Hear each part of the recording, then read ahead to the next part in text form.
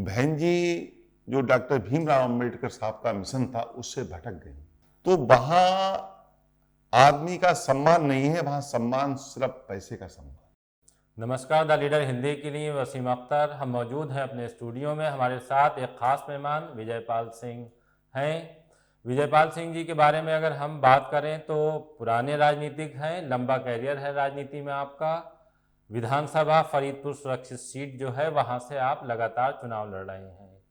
शाहजहांपुर से लोकसभा का चुनाव भी आपने पत्नी को लड़ाया था। बसपा का कद्दावर नेता होते थे यहाँ, लेकिन फिलहाल वो समाजवादी पार्टी में हैं। विजयपाल जी, आपका स्वागत है हमारे इस कार्यक्रम में। Thank you. अगर बीएसपी की राजनीति की तरफ जाएं हम, तो आप एक बड़ा नाम रहे हैं उस दौरान, जी और आप एक विश्वसनीय व्यक्ति हुआ करते थे सरकार के, जो बहुत अहम मामलों में जब कभी कोई फंसाव होता था तब आपसे पूछा जाता था। तो बसपा छोड़कर समाजवादी पार्टी में आने की क्या जरूरत पड़ी?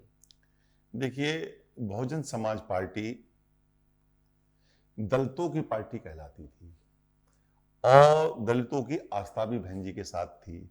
बहन जी जो डॉक्टर भीमराव अंबेडकर साहब का मिशन था उससे भटक गई। वो एक ही तरफ दौड़ पड़ी पैसे के लिए।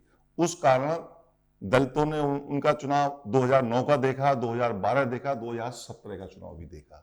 मैं भी 2017 का भी चुनाव लड़ा विधानसभा का।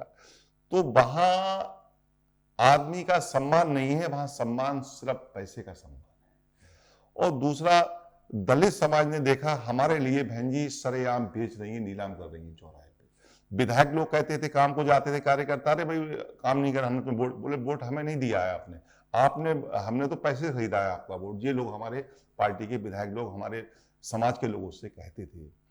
और आज स्थिति ये है कि बहन जी के साथ दलित समाज पूरा का पूरा उत्तर प्रदेश से हट चुका है।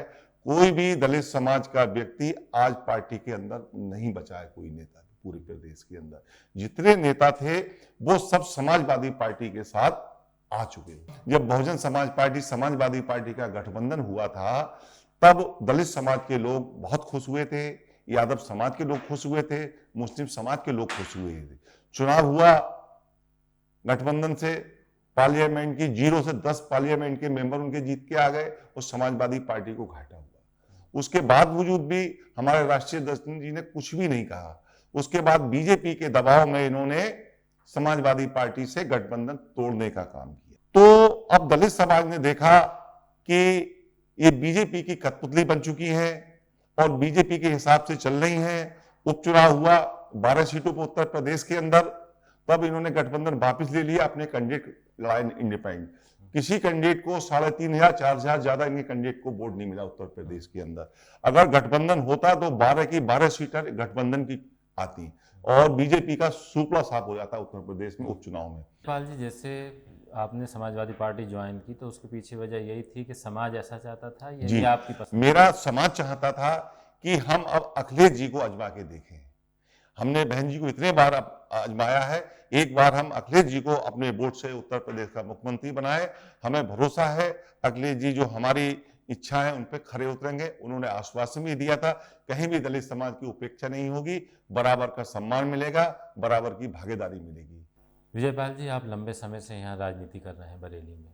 जैसे पिछली बार जो 9 सीट थी भारतीय जनता पार्टी ने जीत ली थी जी। तो इस बार क्या लग रहा है आपको कि कुछ बहुत बड़ा बदलाव होगा या उसी तरह का माहौल फिर? देखिए, बरेली के अंदर ऐसी स्थिति बनी हुई है, बरेली क्या पूरे प्रदेश के अंदर आप लोग भी देख रहे हैं और उत्तर प्रदेश की जनता भी देख रही है कि जहां भी अभी हमारे राष्ट्रीय अध्यक्ष जी का रथ यात्रा गई थी, विजय रथ यात्रा, वहां इतना जनसमूह इकट्ठा होता था कि बीजेपी के लोग परेशान हो गए थे बहुत ज्यादा। और आज पूरे प्रदेश के अंदर हर जिले का हम रिकॉर्ड उठा के देख लीजिए, हर जिले में लगभग हमारी ही सीटें आ रही हैं। बीजेपी को कहीं भी सीटें नहीं मिल पा रही हैं। बरेली में 9 विधानसभा सीटें हैं और हमें भरोसा 9 की 9 विधानसभा सीटें हम जीतने जा रहे हैं। फरीदपुर से आप लड़ेंगे चुनाव? फरीदपुर से मेरी पार्टी मुझे टिकट देगी, मैं जरूर चुनाव लड़ूंगा। जैसे फरीदपुर से पहली बार श्याम बिहारी लाल विधायक बने भारतीय जनता पार्टी से, तो क्या वजह रही? आप इतने लंबे समय से वहाँ पे लड़ रहे थे और आपने वहाँ पे जैसे लोग बताते हैं कि काम भी किए हैं, आप हार गए वहाँ। वजह ये रही थी क्योंकि भारतीय जनता पार्टी के जो लोग हैं, नेता लोग, उन्होंने उत्तर प्रदेश की जनता को 2017 के चुनाव में सप्त बाग दिखा के, लाल बाग दिखा के, भ्रमित करके जनता का वोट लेने का काम किया कि हम किसानों को ये देंगे, गरीबों को ये सुविधा देंगे, दलितों को ये सुविधा देंगे, युवाओं को नौकरी देंगे, और तमाम इस तरह के झूठे वायदे किए, और जनता उनके प्रलोभन में आ गई थी, और उस प्रलोभन के कारण उत्तर प्रदेश में इनकी सरकार 2017 में पूर्ण बहुमत की बनी थी। अब जनता इनके लिए अच्छी तरह समझ गई है। पूरी तरह से उत्तर प्रदेश की जनता ने 2022 का जो विधानसभा चुनाव हो रहा है इसके लिए नकार दिया है, और 2022 का ही 2024 तक के चुनाव को नकार रही है। फरीदपुर में क्या स्थिति रहेगी? फरीदपुर में हमारे यहाँ अगर पार्टी मुझे टिकट देती है तो मैं जनपद में सबसे ज्यादा वोटों से जीत हासिल करके दिखाऊंगा। वजह क्या है उसकी? वजह यह है, जो हमारे वहां सिटिंग विधायक भारतीय जनता पार्टी के हैं, उनके ऐसे कार्य हैं, मुझे कहते भी शर्म आती है, क्योंकि उनका एक ही फार्मूला था, पैसा। प्रधानों से पैसा लेना है। गांव में प्रधान निधि से लाइटें लगवा रहे हैं, जो लाइट की कीमत 1200 रुपए, उसके 5000 रुपए प्रधान से ले रहे हैं। तो एक एक गांव में 50-50 लाइट लगवा रहे हैं। पूरी जो ग्राम निधि आती, पूरी प्रधान लोगों की पूरी अपने दबाव में, प्रभाव में, पार्टी के भय से पूरी लेने का काम किया है। कोटेदारों का उत्पीड़न किया है। अभी धान सेंटर जो चले थे, कोई भी किसान फरीदपुर का, पूरे जिले का कह दे, किसी का धान तुला हो जो सरकारी रेट पे, किसी का धान नहीं तुला है। धान का रेट सबको 900-1000 रुपए के साथ मिला है, जबकि 1950 रुपए का सरकारी रेट था। जितना धान तुला है हमारी विधानसभा में, वो श्याम बिहारी के लोगों के ठेके वो थे, सेंटर थे, उन्हीं के लोगों ने तोला है बिचौलियों के द्वारा, और उस पर हिस्सा बांट करके सबने बांट ली। किसानों का कहीं भी रेट 1950 का नहीं मिला है पूरे हमारी विधानसभा। जो आपने ये आरोप गिनाए हैं, कहीं इनकी कोई शिकायत हुई या कोई मामला पकड़ में आया? इनकी शिकायत बहुत हुई है। हमारे यहाँ के लोगों ने फेसबुक पे डाला, व्हाट्सएप पे डाला, डेली डालते हैं वहां इनकी उत्पीड़न की शिकायतें, और इनके पार्टी के नेताओं तक लोगों ने, हमारे क्षेत्र के लोगों ने मैसेज भेजने का काम किया है, लेकिन आज तक कुछ नहीं हुआ। पब्लिक त्राही कर रही है और पूरा क्षेत्र इंतजार कर रहा है। मैं समझता हूं इनके लिए तो गांव में लोग घुसने भी नहीं देंगे, बोर्ड लगा देंगे कि हमारे यहाँ वोट नहीं मिलेगा। अगर हम देखें कि जो समाजवादी पार्टी के हक में क्या चीज़ आपको लग रही है ऐसी कि जो चुनाव जिताने वाली होगी या इनको हराने का काम करेगी भारतीय जनता पार्टी? देखिए, समाजवादी पार्टी की जो नीति है, हमारे राष्ट्रीय अध्यक्ष जी जो कहते हैं वो करके भी दिखाते हैं। उन्होंने जनता से वायदा किया है कि हम 300 यूनिट बिजली फ्री जनता के देंगे, किसानों के लिए सिंचाई के लिए ट्यूबवेल कनेक्शन देंगे, फ्री बिजली देंगे किसानों के लिए। इसके अलावा जो महिलाएं हैं उनके लिए 1500 रुपए महीना पेंशन देंगे, जो छात्र हैं उनको लैपटॉप देंगे, छात्रा हैं उन्हें साइकिल देंगे, उनको 25,000 रुपए आगे पढ़ाई को देंगे। पिछली जितनी योजनाएं थी और वो सब इस सरकार ने खत्म कर दी, उनको पुनः सबको लागू किया जाएगा। उत्तर प्रदेश के अंदर सरकार बनते ही जो शिक्षा में से अध्यापक हो गए थे समाजवादी पार्टी से, उनको पुनः शिक्षाविद बना दिया था। राष्ट्रीय अध्यक्ष जी ने ऐलान किया है उनके लिए 24 घंटे में सहायक अध्यापक बनाने का काम, और किसानों के हित में काम करने का वायदा किया है। आपने देखा होगा 5 साल हो गए, गन्ने का रेट 5 साल में 25 रुपए इस गवर्नमेंट ने बढ़ाया, वो भी इस चुनाव की वजह से। 5 साल पहले डीजल क्या भाव था, खाद क्या भाव थी, पेस्टिसाइड क्या भाव थी, लेबर क्या भाव थी, और खाद क्या भाव थी, और आज क्या भाव है। 25 रुपए ना के बराबर है, ऊंट के मुंह में जीरे के समान है।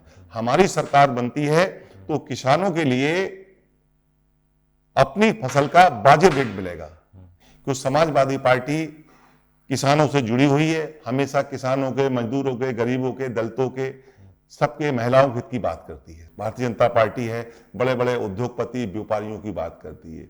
आज देश का ऐसा माहौल बना हुआ है कि जो गरीब था वो गरीब बहुत होता चला जा रहा है, जो अमीर है वो अमीर होता चला जा रहा है।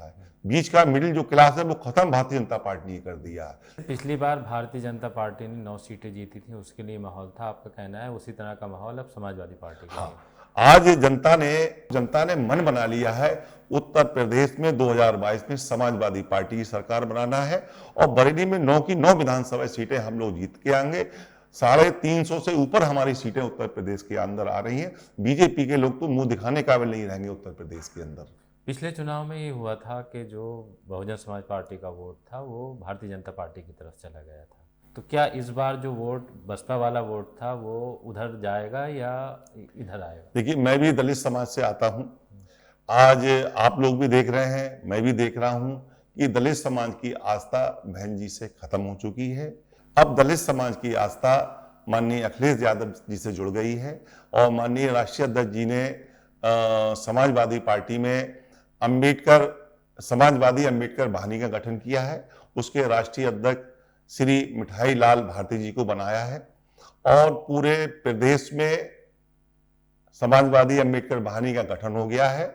इससे हमारा समाज बहुत प्रभावित हुआ है। दलित वोट जो भारतीय जनता पार्टी की तरफ गया पिछली बार, जी। तो क्या वजह रही? वो भटक गया या उसको बहका दिया दलित गया वोट या को बहकाया गया था, उनके बहकावे में आ गया था।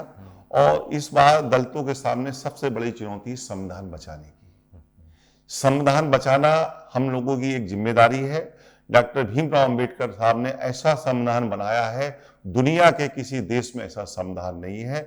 इसमें हर धर्म हर जाति के लोगों को बराबर का सम्मान दिया गया है, बराबर की हिस्सेदारी भागीदारी दी है, अपने हिसाब से अपने अपने मजहब के हिसाब से हर त्योहार मनाने की आजादी दी गई।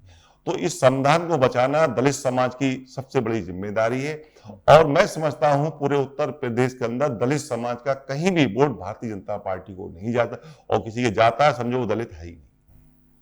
अभी आपने विजयपाल जी को सुना, उन्होंने समाजवादी पार्टी में आने का अपना मकसद बताया है, राजनीतिक समीकरण बताए हैं कि इस बार के चुनाव में क्या होने जा रहा है। उन्हें उम्मीद है कि जिस तरह से भारतीय जनता पार्टी 9 सीट जीती थी, उसी तरह से समाजवादी इस बार 9 सीटें जीत रही है। विजयपाल जी, आपका बहुत बहुत धन्यवाद हमारे इस कार्यक्रम में।